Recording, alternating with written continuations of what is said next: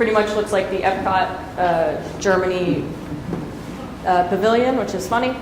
And then I went to this other city called Bielefeld, which is super tiny, and everyone in Germany jokes that it doesn't exist.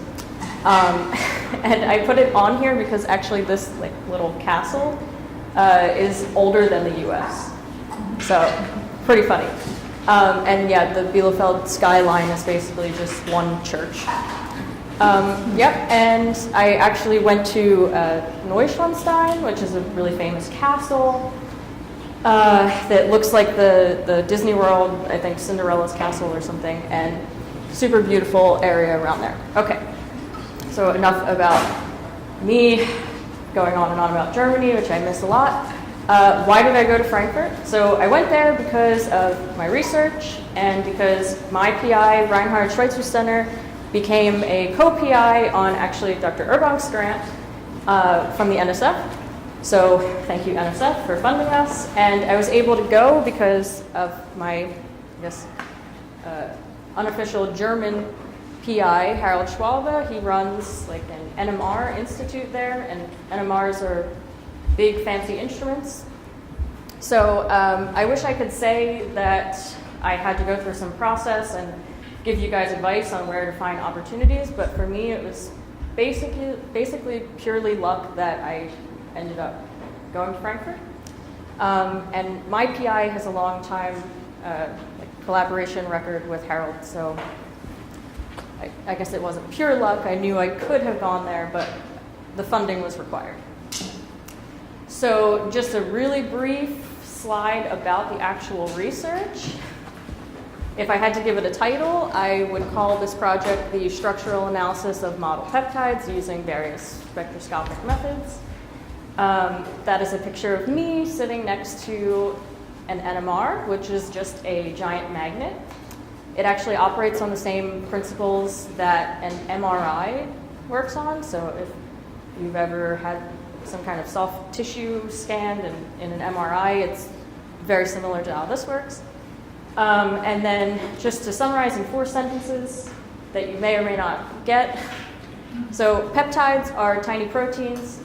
Proteins are very dynamic biomolecules that make up a bunch of things in your body.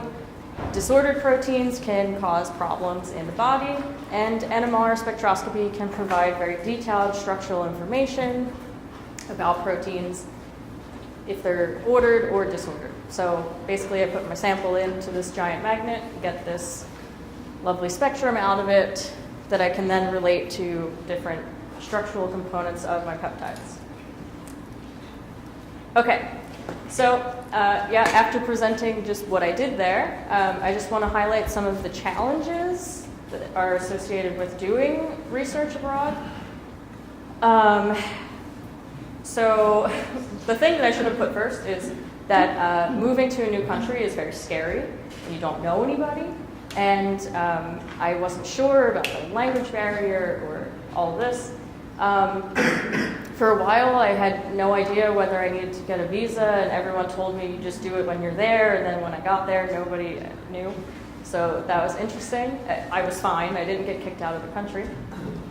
In the beginning, I could have definitely communicated much better with the PhD student that I was supposed to work with in Germany, because I just assumed that her PI was communicating to her, and then when I had contacted her closer to going, she was super confused about the whole thing. So it ended up being fine, but for people that are going abroad, don't assume that the German version of you cares that you're coming. It was very difficult to make friends outside of the work group, which was a challenge, but also the work group was like 35 PhD students, so I made plenty of friends. Everybody wants to talk about Donald Trump all the time, and at first it's like, yeah, okay, I can talk about this and make conversation, but it gets old very quickly. And I already commented on the work group was huge, which was just shocking to me because I come from a research group here of like 4 people. And some of the benefits was definitely the greatest experience of my life. I got to do a little bit of traveling while I was there. I have friends in Germany now. I'm going to get a nice recommendation letter from our international collaborator. And the Brexit jokes just kept getting funnier and funnier as time went on. And also, I get to be one of these annoying people now who just talks about when they lived in Europe. Because as an undergrad, I did not study abroad, so I didn't get that experience. But now I know why people talk about it so much, because it's awesome. And just want to say thank you all for listening. I have some frequently asked questions here. If you want me to talk about any of that stuff, please ask. Or if you have any other questions, then I'll take those.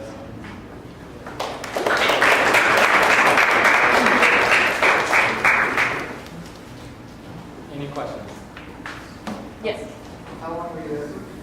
Okay, so I was there for 6 months, and then I actually went back to visit for the holidays, and I finished up everything that I had to do, so now everything is totally complete. Yes?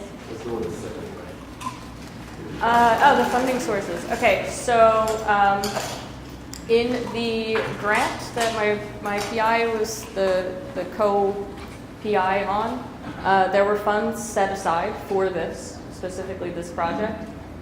It helped a lot that the group that I went to, Harold actually paid for some materials there, and of course any instrument time that I was using, that was all he covered.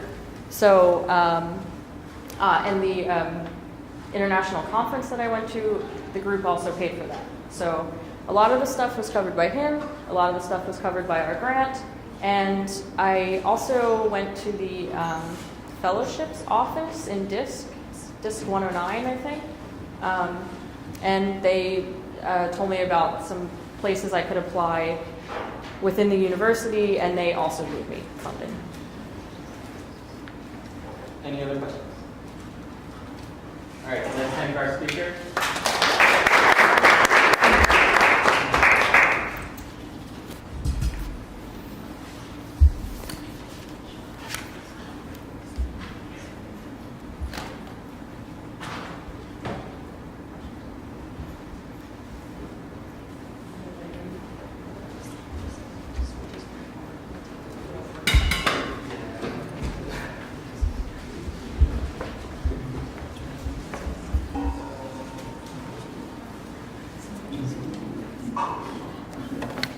All right, so our second speaker is Steve from...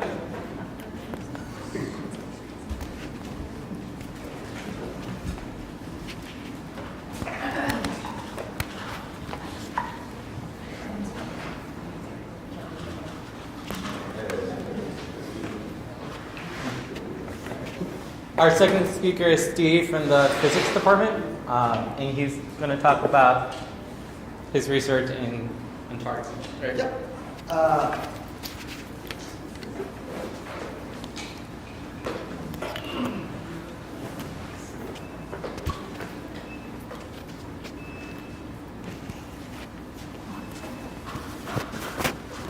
Does that work? Good? Good enough. Okay, so I called my talk Searching for Neutrinos at the Edge of the World. It's a little bit of a dramatic title. But my goal is to kind of give an overview of some of the neutrino science that we do down at the South Pole. So this is a picture of me at the ceremonial South Pole. The building behind me is the base where everyone lives. The ceremonial South Pole stays at the same spot, and it's kind of a photo opportunity because the geographic South Pole moves a couple of feet every year because it's on a glacier and the continent is slowly drifting. But the geographic South Pole is only like 100 feet away, so it's not like I was in a whole different area. It was actually the South Pole. And then, yeah, you can't really see it. But over here, there's this little yellow triangle. This is a tent that people can sign up for to camp outside at the South Pole, which sounds crazy to me. And I did not get the desire for anyone to do it, and I didn't want to do it at all. Especially because it's not dark there, so you can't sleep. Okay, so let's start with kind of the very basics from a physics standpoint. What is a neutrino? neutrinos are subatomic particles, and they come in different types. And so you can think of them mostly like electrons. They're very light. They travel almost the speed of light. They're primarily produced in nuclear reactions. So we have this big, nuclear fission reactor in our sun. And so the sun is producing billions and billions and billions of neutrinos every second. And if you hold up your finger and point it towards whatever direction the sun is, you get 65 billion neutrinos from the sun go through your fingernail every second. So they're incredibly numerous, but unlike electrons, they don't interact. They interact very rarely. So they don't interact with magnetic fields. They usually pass right through matter. And in fact, if we wanted to stop the neutrinos from the sun, we need to construct something that's a light year of lead, and that would only stop about half of those solar neutrinos. So just for context, our solar system is about 5 light hours. So many, many, many times the distance of our solar system without purely lead, a material that we use to stop X-rays in a few inches. So on the bottom, we can see that we're looking at now the sun in different wavelengths of light. And depending on if we're looking at radio or visible or X-ray, I think everyone understands you can see different features of the sun and different things are highlighted.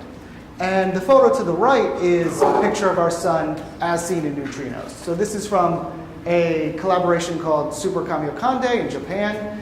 And they're actually seeing neutrinos that are produced in the core of the sun. It's a little blurry now, but as you get more detail, you're seeing places that you can't see with light itself. All right, so we're actually not very interested in the neutrinos that are coming from the sun anymore. What we're looking for now is kind of these more extreme high energy neutrinos. So on the bottom of this plot is an energy scale. And so we can think of the solar neutrinos as kind of like right here. Right about here is the highest energy particles we can produce on Earth at the Large Hadron Collider. And then all the way up to this very extreme energy of 10 to the 20th, those are like the highest particles we've ever detected anywhere in the universe. And so that was actually a very high energy cosmic ray that interacted with our atmosphere, and we only saw the residuals of it at that energy. But if we were to be hit with a particle that's that high energy, it would feel like being hit by a baseball being thrown pretty fast. So these are microscopic particles, but at such high energy, we're actually seeing pretty macroscopic effects. And so, as the energy goes up, the other scale in this is distance, which kind of, as we're looking further and further away in our universe, we're looking back into time. And you see that there's this big black shadow that kind of covers this top right corner. And so this is the point where very, very high energy light from very, very far away doesn't reach us to Earth. It's so high energy, light interacts, it attenuates, and by the time it gets to us, we have no signatures left. So if we want to probe kind of that area of the very high energy universe, we can only do it using neutrinos. Because neutrinos, they interact rarer, they don't attenuate the same way as light. And so what lives in kind of this area, this is an example, an artist rendition of a blazar. So blazars are types of galaxies where at the center of a galaxy is a supermassive black hole. It's this very violent point in space. There's a bunch of matter that's circling around it. It's getting superheated. The magnetic fields are creating and spinning, and obviously like a very violent environment. And it actually produces this jet. So all of these particles are collimated, and this jet is pointed at Earth. So what we see is these very, very high energy signals, coming from certain active galaxies. And the only way we can study, what's going on at the highest energies is to look at it in neutrinos. Okay, so there's a lot of them. They're going through us all the time. How hard can it be to catch them? So when a neutrino interacts with water, it produces this blue light. Once it gives off these secondary particles, and so this blue light, travels through water and glows. And as you can see here, you can kind of see which direction these particles have traveled, and then you can point back We're interested in the highest energy neutrinos.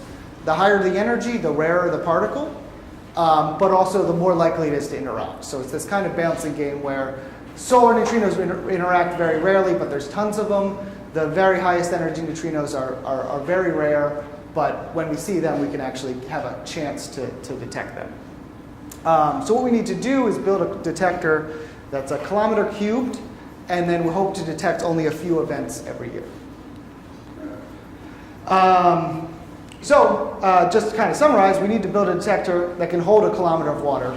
This is a engineering impossibility, right? You know, a kilometer by a kilometer by a kilometer weighs thousands and thousands of pounds. The building would be gigantic. Instead, what we have to do is find places of pure, clear water and instrument it, and that becomes our detector.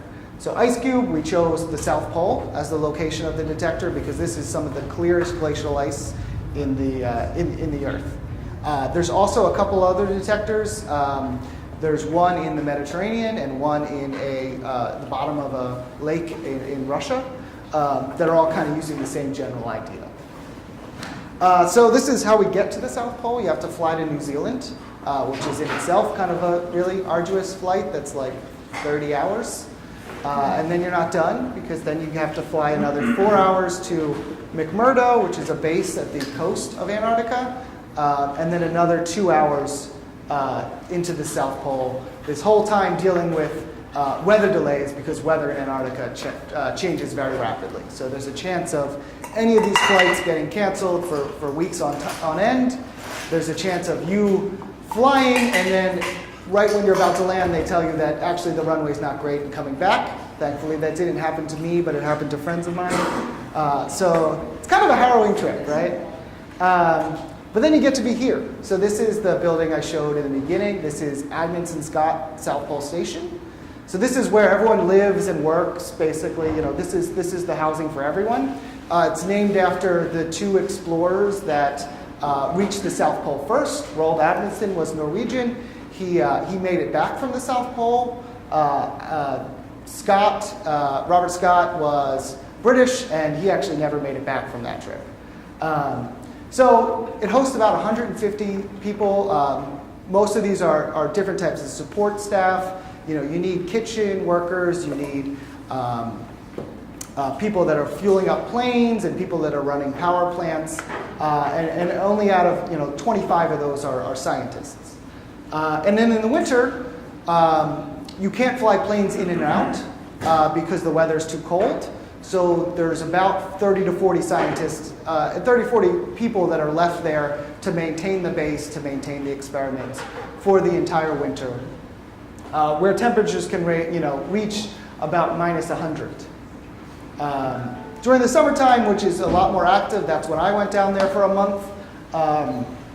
It's somewhere in the range of minus 30 to 0 degrees, so relatively warm comparatively. And then, of course, you're at the South Pole. You get 24 hours of daylight during the summer and 24 hours of darkness the rest of the year. This is a good view of the kind of what you see from the air. So the big base is, step over here, kind of right here.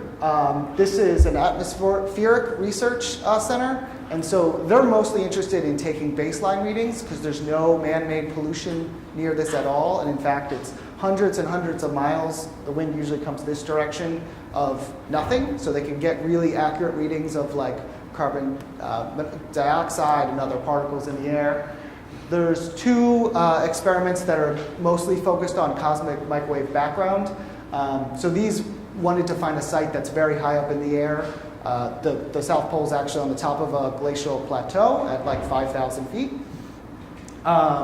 And very low moisture, so it's actually a desert. So this is an ideal location.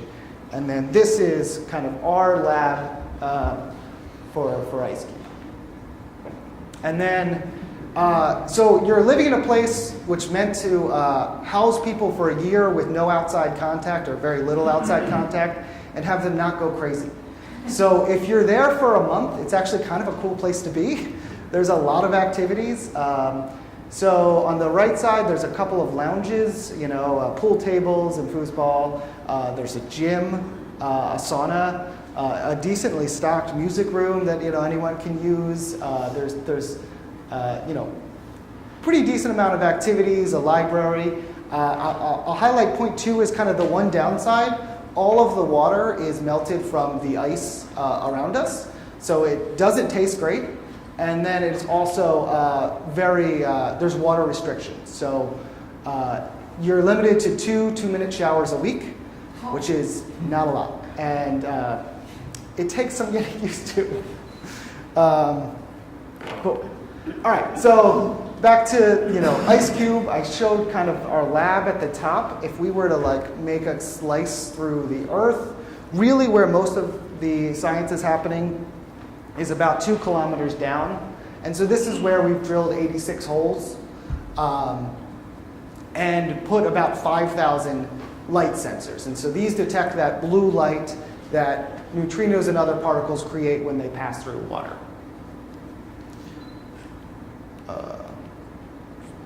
All right. So it's a big collaboration. There's a lot of different people that are searching for sources of high energy neutrinos. I won't be able to talk about everything, but the big challenges that everyone kind of faces is that it's the ultimate like needle in a haystack search. This is on the top right, a picture of our detector for 10 milliseconds, and it's completely lit up. And there's all these green lines that are like flying it through. So what happens is we have these interactions in our atmosphere, and they produce a lot of particles that are our background particles that we don't actually look for. And so those light up our detector about 3,000 times a second. So we're trying to identify 5 to 10 events per year amongst the background of 3,000 events every single second. So this is a very difficult task. One of the things we can do to help fix this is to look for events that go, so at the bottom, the Earth is kind of upside down depending on how you're used to looking at it. North Pole's at the bottom, South Pole's at the top. So if we see events going up through our detector, those are events that pass through most of the Earth. And we know that the only particles that can do that are neutrinos. So we can focus on looking for events that pass through the Earth. And then lastly, just kind of, what I'm mostly focused on is, I mentioned before that we have these kind of track-like events that are just these nice long lines that pass through the detector and are really good at pointing back to sources. There's also a lot of other events. So most of what we see is kind of these particle blobs. So the second one is a good example of that, where rather than producing one particle that has a nice long line, it produces just tons that then produce more, and it just kind of fizzles out very quickly. We can use those blob type events, and even though it's harder to point back to sources, we can better separate them from the background. So we actually shrink the size of the haystack, and there's more of these events that maybe they're on the face uglier events, but combined we can do a better job of trying to find sources. Yeah, and that's all I had. Any questions? Any questions? Why did Ice Cube pick the South Pole versus, let's say, the North Pole? So the South Pole, as you saw, has a lot of existing infrastructure. So there are other sites, but they have to worry about building dorms, building power plants, building runways for planes to fly in. So for it being such a remote site, it does actually have tons of infrastructure there already. And then you're kind of with a community of other scientists there. So I have one other question. So you mentioned the 65 billion interactions a second neutrinos. How do you know that it's that many neutrinos? Not you get an interaction with each neutrino as much fewer. So these are solar neutrinos. So we measure how likely a solar neutrino is to interact. We've done more finer experiments in nuclear reactors and elsewhere. So we have a very good understanding of how likely they are to interact, and then we can scale that up to the sun or, kind of higher energies.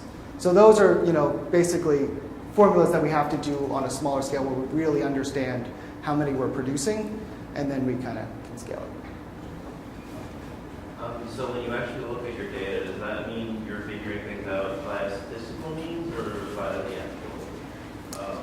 Yeah, so it's all statistical searches. There are a few events that we can confidently say are, astrophysical neutrinos. There are many more events where we know a portion of those are interesting and a portion of those are background, but it's all statistics. So our background should be uniform, so we can find sources by looking for kind of over fluctuations in certain points. We don't necessarily need a pure set. Any other questions? Yeah, I have a question. What did that visit to the South Pole enable you to do that you would not be able to do if you just stayed here in the campus? So, I've been a grad student here for like 3 years, and I'm looking at data all the time. And so to see the buildings that, I only see in pictures most of the time, to see the networking infrastructure, to see what goes into it, really is kind of inspired. I want to go back there. I want to stay there for a winter. It's been a kind of an amazing trip to be able to go there. And then when we do go down there, we're mostly focused on understanding the ice better, understanding, and then doing kind of maintenance. So the detector only works because we keep going down there and replacing parts, and we keep updating it. Thanks. Any other questions? Let's thank Steve.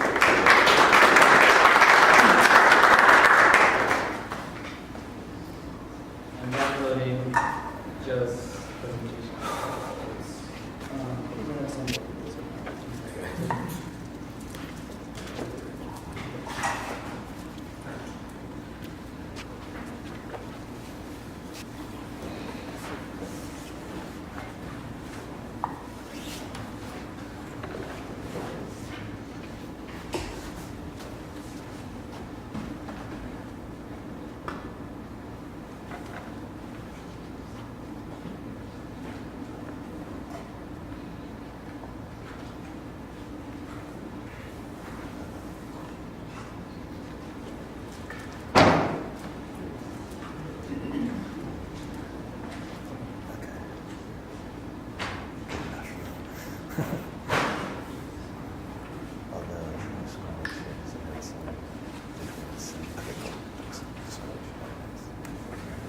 All right, please welcome Joseph Multi, also from the Department of Physics. He's going to be talking about neurons. Yeah. Okay, so I'm also from the physics department, as you said. We probably have the highest density of redheads just because we have 2 of them here. But I have this. Okay, so is there color on this? Yeah, okay. All right, so I'm going to be talking about using simulations to study neuron networks and basically trying to, a lot of the times when you use simulations to do something, it's not obvious why you need to do a simulation in the first place, so I'm going to kind of talk about why we use simulations to study this kind of thing, but also kind of first give you a background just to make sure we know what we're talking about when we talk about neuron networks. Okay. Okay. All right. So, like I just said, why simulate neuron networks? So, what we have in neuroscience currently is a lot of different ways of looking at the brain, but at different scales and kind of a gap in between our understanding of individual neuron activity and then the large-scale structure of the brain. So, for example, in vivo, in live humans and animals, we know that we can do things like MRI, which just kind of show the structure of the tissue of the brain. And I mean, we can get down to, that's like couple millimeters, that zoomed in image. So we can see the structure of the tissue, but that's still not showing us individual neurons. We can do what's called a functional MRI, which actually just shows blood flow to certain parts of the brain. And so that's more of an indication of which parts of the brain are active. So people love to do studies of like, have the person do this thing or look at this image, what part of the brain activates. So that's really telling us about large-scale structure of the brain, what does it look like, what parts of the brain are associated with what activity, right? And in order to get down to the smaller scale structure, like individual neuron structure, it's actually easiest to do this once the person is dead, and then take the brain and open it up and stuff like that. So what we can do is stain slices of brain. This is a monkey brain, and you can actually, I could have probably done another, even zoomed in more, but you can see all the little dots there are individual neurons. So we can now actually see neurons, how they're organized, and there's even work that you can do to stimulate a neuron and see which neurons it's connected to. Okay, but this is all after the person's dead, so we can't necessarily see how that relates to the activity, right? Right, so that's a stained section of a brain. And what we really want to do is connect that to some EEG data that we might have while the person's alive, right? What is the brain actually doing? Which parts are active and what way are they active? So the biggest problem that we have in neuroscience is basically connecting some of the things that we know about individual neurons to this large-scale activity that we see in EEGs or functional MRIs, right? So that's where this idea of network neuroscience comes in, where we build these simulated networks and we can actually see on the individual neuron level, this neuron's firing, that neuron's firing, that neuron's firing, and that emergent behavior looks something like that EEG, hopefully. Okay, so that's kind of the purpose, and you can kind of see the missing piece in between the structure and the activity that we have yet to really explain in neuroscience. So yeah, again, I keep saying what my next slide is already saying, but so the big question is basically how does this structure and organization connect to these dynamics on the large scale structure, function, and EEGs.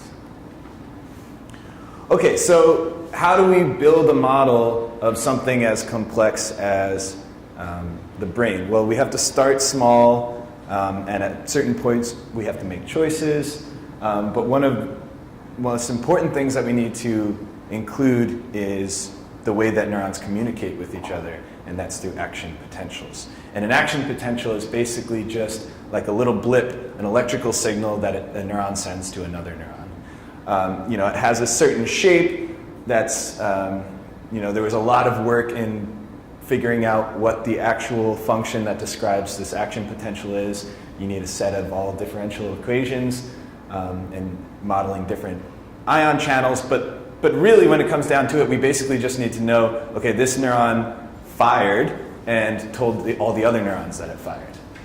Right? This is the essential kind of computational unit that we need. So yeah, it comes from current flowing in and out of the cell. But it may not be that we need all that information about the action potential to know what's going on. Click on. Okay, and then the other thing that we need to do, so this is kind of just an image of a cartoon of a neuron here. This is like the main cell body here. Do I have a thing here? Okay. No, it's great. Okay, so this is the main cell body here. This is what's called an axon, and a lot of the main accumulation and the main kind of computational center is right here where the neuron decides whether to fire or not, based on what's going in and out of the cell here. And then once it decides to fire, it sends a signal down an axon to all of its other connected neurons. Okay. And so the other thing that we need to do is to simulate not only the firing of a neuron, but its communication with all the other neurons. And so every time it fires, that should also trigger some activity at the other neurons that it's connected to. And so all of these electrical channels are just simulated by sets of differential equations and stuff like that as we run a simulation.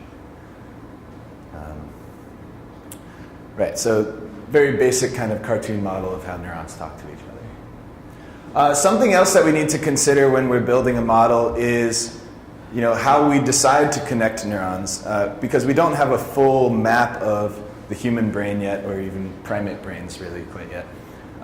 So we have to make some choices and use some statistical methods to decide how to connect neurons. So we just look back to what we do have.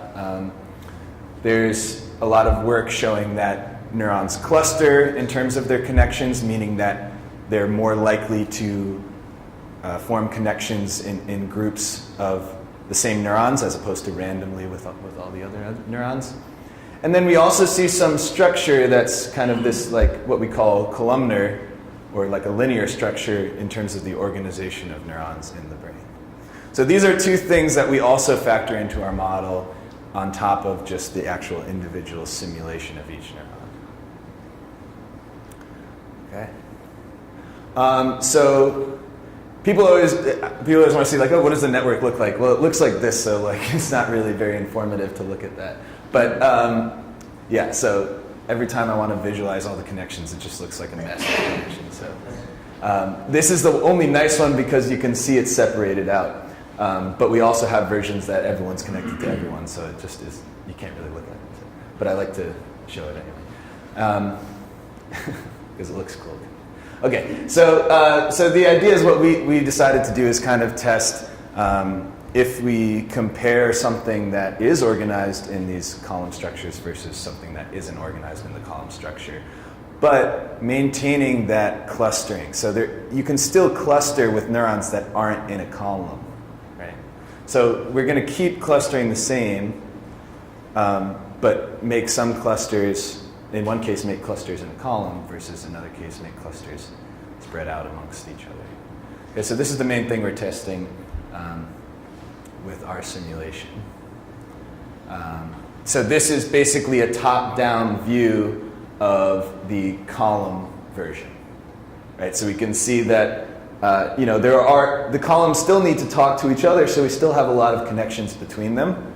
But the majority of connections are within this column, which makes it kind of a unit of computation in the brain, basically. Instead of an individual neuron can only say yes or no, like, yes, I fired, no, I didn't, and then always saying, no, I'm not firing, so on or off state. But this whole column could probably do a lot more. Right? Okay. So that's the idea here. And just tonight, so once we incorporate those two things together and we run our simulation, I just kind of wanted to show you what comes out of it. All these are just a bunch of points that tell me at what time each neuron fires. It's action potential, right? That like big curve there.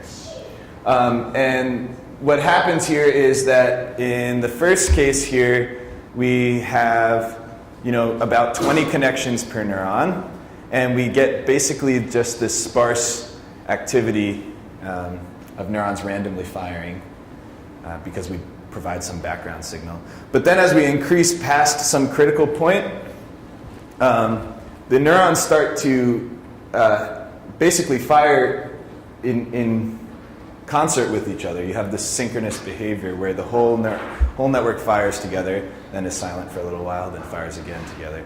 And the reason that this is important is because, like I was saying before, an individual neuron turning on doesn't carry a lot of information with it, but a section of the brain turning on or sending a certain signal to another section of the brain is more important in terms of higher level computation.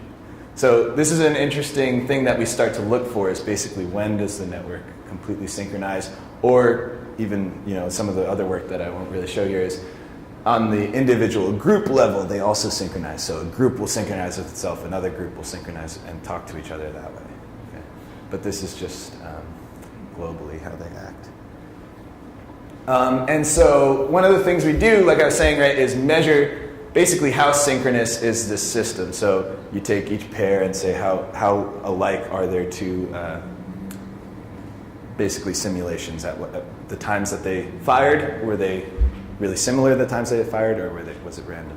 So the more similar each train is, the more synchronous this whole system is. And so just to reiterate the two kind of cases that we're talking about here, we've got columns, and then we've got just intermixed, right? So what we actually call grid, right, because it's on a grid, and intermixed. So what happens is the grid, right, which is in blue here, we connect, this is more connected here. As we connect the networks more, they become more synchronous. So this is on this y-axis more synchronous here. So they become more synchronous, but actually the intermixed groups go back to being kind of asynchronous, or this what looks like kind of dense random activity here. So the grid, what we found is that the grid basically seems to help to make the network more synchronous as a whole, even though the network is still broken up into groups. Okay. So that's kind of one of the main findings that we have that I can kind of present here. And I can finally cite myself here because it's been published now. So that's from that paper. So I think I went a little faster than I wanted to do this, but that's pretty much all I have. And I wanted to thank my advisor and a student before me, Michael Royster, who kind of helped, because there was a lot of work going into actually deciding what model to use for the neurons, how to connect them, and writing up all this code, and then making it work with itself, right? So he did a lot of work with that. And you can read the paper if you're more interested. All right, thank you. Any questions? Are there any questions? Yeah. So you mentioned that neurons can be binary. Is that true for just your model, or is that also true for the actual biological neurons? Oh, that's a good question. And I actually kind of skimmed over that. In terms of understanding the dynamics of a network, sometimes we treat them as kind of on or off, but there's more nuance to it in the sense that there are different types of neurons, and there are different neurotransmitters that can open different channels at the synapses. So there's actually a lot more diversity between on and off. It's just that in the simplest case, we can think of it as sending. Right. So there's more information in terms of what it decides to send to the next neuron. But we can kind of break it up into cases. And so what we did was we broke it down into kind of like excitatory, which means tell the next neuron that it should fire, and inhibitory, which means tell the next neuron that it should not fire. And there's more neurons in that as well. But in terms of just trying to connect the individual neurons to the structure, sometimes that's good enough for these purposes. That's a good question. Yeah. I guess I'm still a bit confused as to what the end goal is. Yeah. You might have just said it was understanding how a network works, but is it about computationally seeing how a brain interacts with itself, or is the end goal for this like a medical tool for someone like after taking an MRI of someone? Right. So there could be far-reaching goals, but the main kind of goal here is basically to ask the question: is this structure that we see, column structure, right? Is it related at all to the dynamic behavior of the brain as a whole? And we start by just looking at maybe a small section of the brain, making it into columns and saying, is this any better than not having the columns? Because if that's true, that doesn't prove that that's why the columns are there, but it might give us an intuition as to why they would exist, right? So it's a possible reason. So yeah, by just comparing, this to a control, you can say, okay, well, it does better in this. And then you go to the neuroscientist and you say, is this something that we desire? Because sometimes too much synchronization can be bad. That's basically how you get. So the EEG I showed actually was from a seizure, because when you get everybody firing at the same time over a large region, that's basically what's. So the thing is, this is over 500 neurons, which is actually really just would be a small region of the brain, which is maybe okay for groups of neurons to be that synchronized. But what I was saying was this is like seizure activity here. So if everybody's firing at the same time, then that can be bad. So whether, at what point is a healthy brain is another question, but just to see whether there is an advantage or a disadvantage to having column structure is kind of the immediate goal. Yeah. I have a question. Is it known when you look at the MRI and the person is doing a particular task and a particular region of the MRI lights up, Yeah. is it known how many neurons light up at the same time? That's a good question. I don't know. I mean, I think Like that... if you take some of the simplest tasks, Yeah. obviously if it's very complicated, then there may be multiple. I mean, you could maybe make an estimate based on the area of the brain that's Yeah, included yeah. there. Yeah. So, but yeah. So the idea is the scale there is probably Significantly. yeah, larger. tens or hundreds times larger than what we're simulating here. Yeah, that's a good point. So Is there any way that you could use your methodology and sort of extrapolate? yeah. So I mean, the thing is, we know that there's clustering on the small scale, but also clustering on the large scale. So there is a lot of network neuroscience work that doesn't actually treat the nodes as neurons, but regions of the brain that are communicating with each other. So if you could say on the small scale, there's the whole thing in simulations sometimes where you simulate something on the micro scale and then you use the output of that to do some macro scale simulation. But I mean, Right? the scale of these neuronal columns is very specific. Right. So that kind of limits you to the scale that you're. Right. If we want to use that structure, yeah, that's the size that we're talking about. Yeah, a few microns, basically. Yeah. All right, so I guess this is actually somewhat related to the previous question, and I guess in terms of the scale of this. So, are these networks that you're simulating closed, or do they connect to the outside in some way? If they do, how do they connect? Right. So one thing I didn't mention is that we do provide an external stimulation for the network. Otherwise, nothing would happen. And we basically just kind of provide a random background. They don't need to really send they have background input, but there's not necessarily any need for them to send out information. I can just kind of take the information from the whole network and use that as an output, I guess I could say. But for the purpose of the simulation, there's no need for that because we don't necessarily conserve the density of ions in the region or anything like that, I guess. But then these are really small networks then, so, I mean, compared to the brain Yes. as a whole, and so there could be some other attenuation processes going on in like the real brain that don't lead to similarly intense forms of synchronization. Mm-hmm. Right. Yeah, totally. And what I didn't show is also simulations with inhibitory neurons, which also dampen this effect. So yeah, there's a lot of other things that get in the way of that kind of resonance, you could say, that might be happening. But yeah, we can always, I don't want to get too technical. And then I guess. All right, everyone, thank you for coming.